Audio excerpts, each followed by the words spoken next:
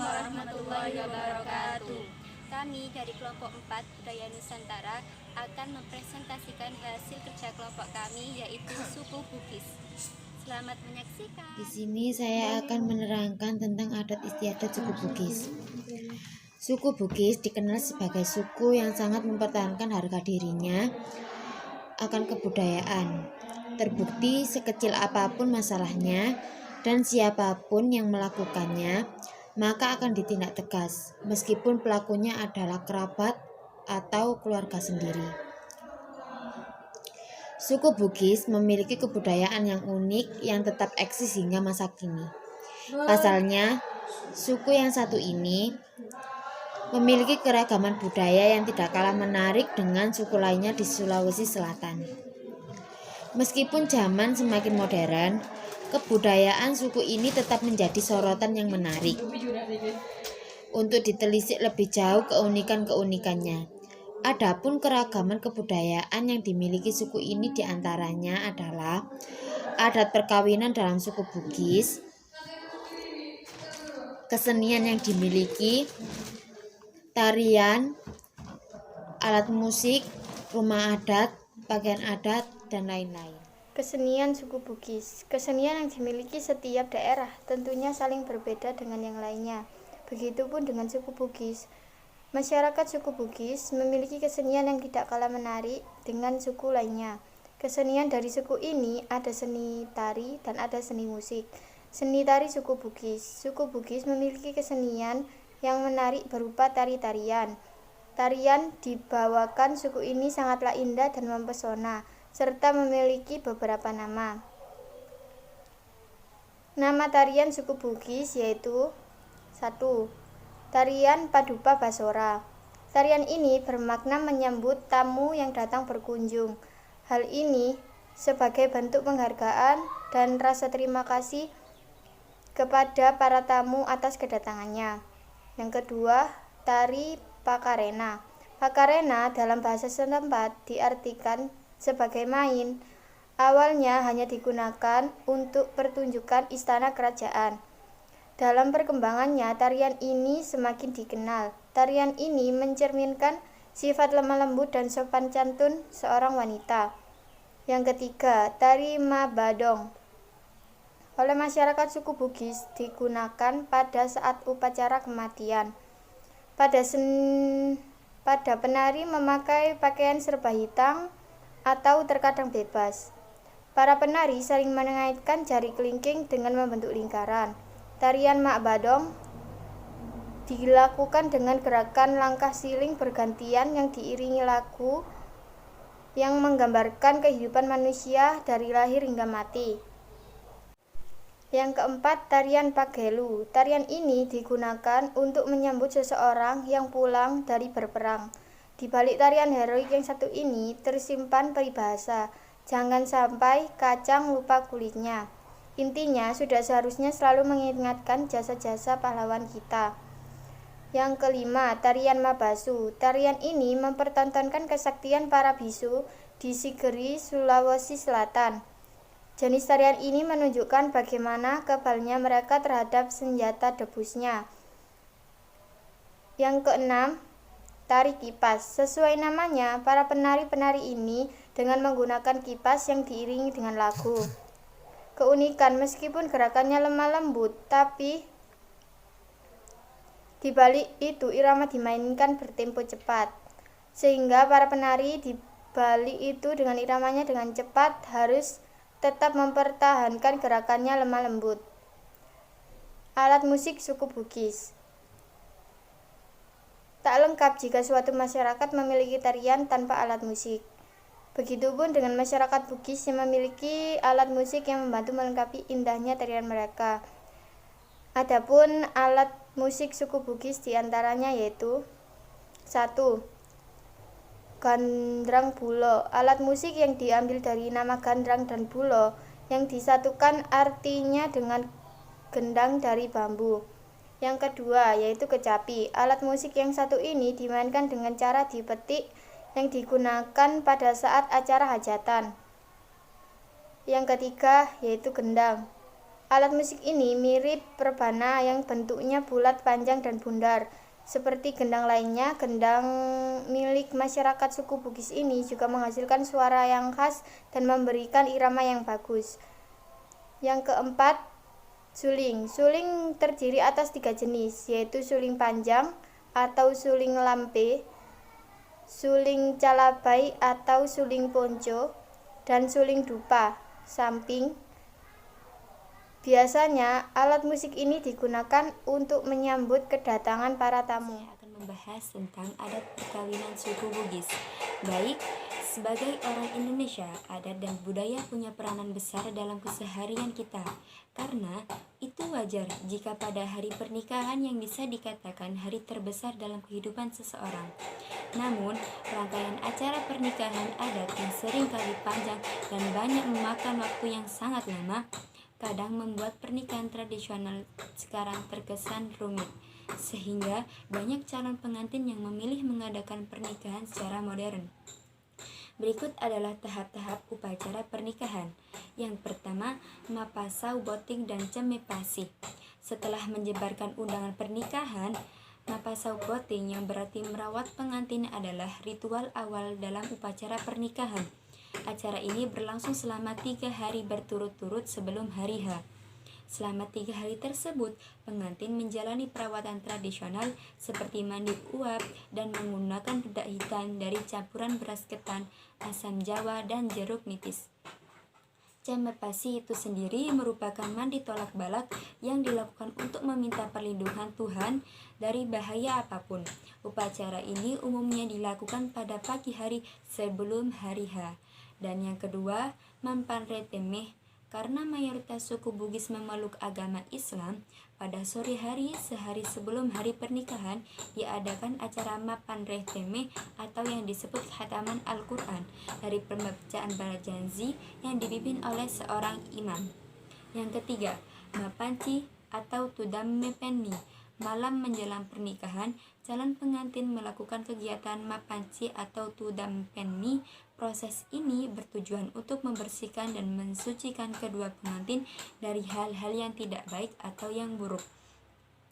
Dimulai dengan penjemputan kedua mempelai yang kemudian duduk di pelaminan. Setelah itu, di depan mereka disusun perlengkapan seperti sebuah bantal yang sebagai simbol penghormatan, 7 sarung sutra sebagai simbol harga diri, selembar pucuk daun pisang sebagai simbol kehidupan yang berkesinambungan, 7-9 daun nangka sebagai simbol harapan, sepiring weno atau yang disebut padi yang sangrai sebagai simbol perkembangan baik, sebatang lilin yang menyala sebagai simbol penerangan, daun pacar halus sebagai simbol kebersihan, dan bekeng atau tempat logam untuk daun paci sebagai simbol persatuan pengantin.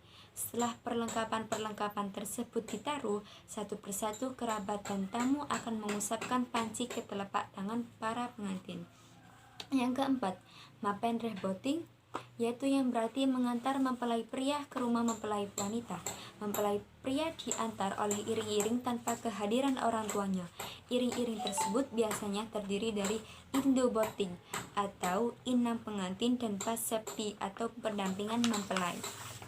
Dan yang kelima, madrupa boting. Setelah mapanri boting, dilakukan madrupa boting atau penyambutan kedatangan mempelai pria.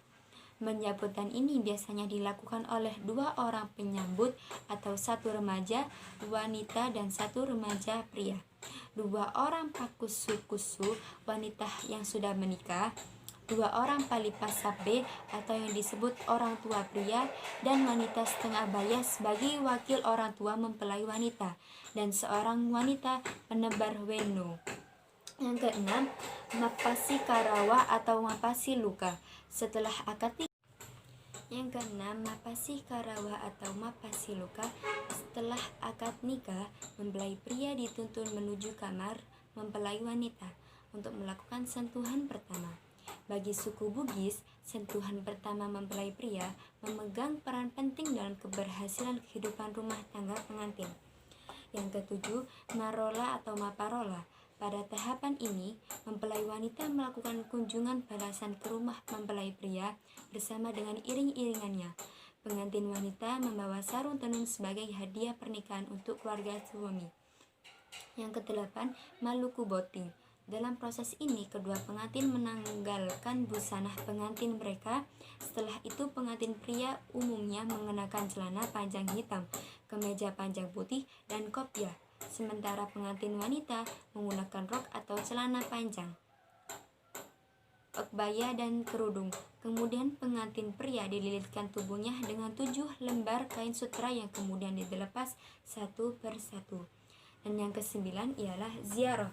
Ziarah, sehari setelah hari pernikahan berlangsung, kedua pengantin bersama dengan keluarga pengantin wanita melakukan ziarah ke makam leluhur. Ziarah ini merupakan bentuk penghormatan dan syukur atas pernikahan yang telah berlangsung secara lancar. Dan yang terakhir yaitu Masita Beseng. Sebagai penutup rangkaian acara pernikahan, kedua keluarga pengantin bertemu di rumah pengantin wanita. Kegiatan ini bertujuan untuk membangun tali silaturahmi antara kedua keluarga. Sekian dari saya tentang pembahasan adat perkawinan. Di sini saya akan menjelaskan tentang rumah adat suku Bugis. Rumah adat suku Bugis.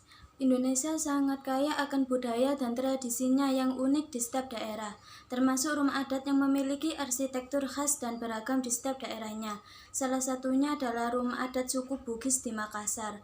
Rumah adat khas Bugis ini tidak hanya sekedar asal dibangun saja, tapi memiliki nilai-nilai filosofi dan keindahan tersendiri yang sesuai dengan kehidupan sehari-hari masyarakatnya. Masyarakat Bugis memiliki kepercayaan terhadap Boting Langit atau dunia atas, Ale Kawak atau dunia tengah, dan Buri Liu atau dunia bawah. Dan hal ini diimplementasikan terhadap arsitektur bangunan rumah adatnya yang terdiri dari 3 bagian, yaitu bagian atas, tengah, dan bawah. Jenis-jenis rumah adat suku Bugis. Karakteristik bangunan dari rumah adat suku Bugis terdiri dari 3 bagian, yaitu bagian bawah atau kolong, bagian tengah atau badan rumah, dan bagian atas atau loteng. Sedangkan jenis-jenisnya ada 2, yaitu rumah saroja atau salasa dan bola. Jenis rumah adat suku Bugis. 1. Rumah saroja atau salasa. Rumah saroja memiliki arti sebagai rumah besar yang biasanya hanya ditempati oleh para keturunan raja ataupun dari kaum bangsawan. 2. Bola. Bola merupakan rumah adat suku Bugis yang biasanya ditempati oleh atau dihuni oleh masyarakat biasa. B. Struktur bangunan. 1. Siring atau kolong. Struktur bangunan rumah adat suku Bugis memiliki siring atau kolong, memiliki analogi sebagai tempat kotor atau hina karena posisinya ada di bagian paling bawah. 2. Memiliki berbagai jenis timba sila atau tambulayang. Struktur bangunan pada rumah adat suku Bugis memiliki perbedaan dalam jumlah susunan timba silanya. Perbedaan jumlah susunan tersebut adalah untuk membedakan stratifikasi sosial di masyarakat. Semakin banyak jumlah susunan timba silanya, maka semakin tinggi derajat atau kedudukan orang yang menempati rumah. Terdapat 5 jenis susunan timba sila dalam struktur bangunannya, yaitu timba sila 5 susun yang khusus digunakan untuk tempat tinggal raja, timba sila 4 susun untuk tempat tinggal para bangsawan, timba sila 3 susun untuk tempat tinggal keturunan Karaeng, timba sila 2 susun untuk masyarakat umum, dan timba sila 1 susun untuk tempat tinggal para budak. C. Bagian-bagian utama adat suku Bugis. 1. Aliri atau tiang utama. Pada umumnya, setiap rumah terdiri dari 3 hingga 4 baris tiang utama. Setiap satu baris aliri terdiri dari 4 batang aliri, sehingga jika ada 3 baris, maka akan terdapat 12 batang aliri dalam satu rumah. Fungsi dari aliri adalah sebagai penopang bagian rumah dan atap. Biasanya tiang-tiang ini ditanam dan bertumpu di atas tanah. Namun saat ini sudah jarang yang menggunakan tiang dengan cara ditanam. Kebanyakan hanya ditumpuk di atas pondasi batu. 2. Arateng dan ware. Arateng merupakan balok pipi penyangga lantai, dan ware adalah balok pipi penyangga loteng. Keduanya berfungsi untuk menghubungkan panjang rangka rumah. Kedua balok pipi ini disisipkan pada tiang yang telah dibuatkan lubang segi 4. penggunaan balok pipi ini hanya untuk rumah yang tiangnya tidak ditanam di tanah. 3. Lotang Risaliweng. Lotang Risaliweng merupakan area di dalam bagian rumah adat suku Bugis yang terletak di bagian depan. Area ini biasanya berfungsi untuk menerima tamu, tempat tidur tamu, tempat menyimpan benih, hingga tempat menyimpan mayat sebelum disemayamkan di pemakaman. 4. Adengeng atau tangga. Tangga yang naik membujur hanya boleh digunakan oleh golongan anak cerak ke atas. Golongan anak cerak merupakan keturunan dari hasil perkawinan antara golongan bangsawan dengan rakyat biasa. Sedangkan jenis tangga dengan latar miring dan tanpa anak tangga hanya boleh digunakan oleh golongan bangsawan tertinggi saja. 5. Tamping. Tamping merupakan bagian samping badan rumah yang berbentuk seperti serambi yang memanjang dan lantainya lebih rendah dengan menggunakan atap tersendiri. Pada dasarnya, tamping ini memiliki pola dasar yang selalu segi 4. 6. Rekeang dan anjong. Rekeang merupakan bagian di atas langit-langit rumah. Zaman dulu, bagian ini biasanya digunakan sebagai tempat menyimpan padi hasil panen. Sedangkan anjong adalah hiasan rumah yang digunakan oleh orang-orang Bugis. Biasanya, anjong pada rumah bangsawan boleh dipajang lebih dari 2. Sedangkan untuk rakyat biasa, tidak boleh dari 2 anjong. Saya akan menjelaskan tentang pakaian adat suku Bugis. Dalam kebudayaan suku Bugis maupun Makassar, pakaian adat khusus untuk wanita disebut baju bodo. Sedangkan baju untuk kaum pria disebut jas tutu. Jas tutu itu pula yang dikenakan oleh Presiden Joko Widodo sebagai pemberian dari Wakil Presiden Yusuf Kala dalam rapat tahunan MPR.